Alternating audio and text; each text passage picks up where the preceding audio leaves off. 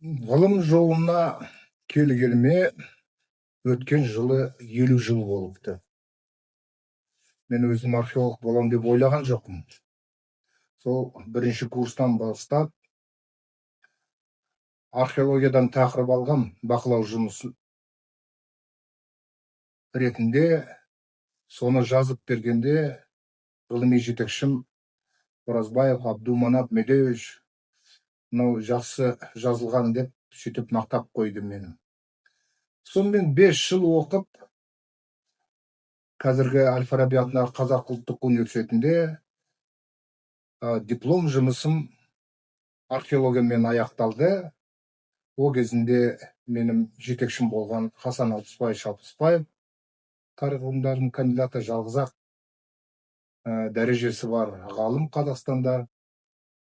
Кейін мен өзім қазақша сөйлемегеннен кейін Ресейге кетіп қалып, Ресейде ғылыми жетекші аспирантураға түстім. Ғылыми жетекшім әйгілі академик, археолог, социалистік еңбек ері Алексей Павлович Шокладников тағайындалды.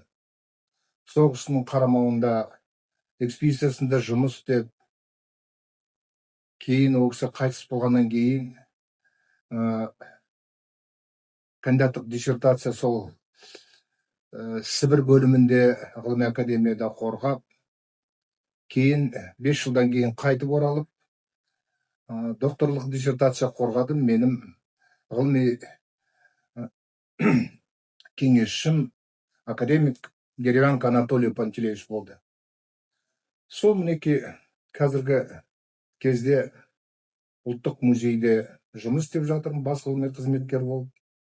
Ал біздің осы музейде болып, тас дәуірін зерттеп, Қазақстан жеріне ең алғашқы адамдар қайдан келген, сол тайпалардың әлгі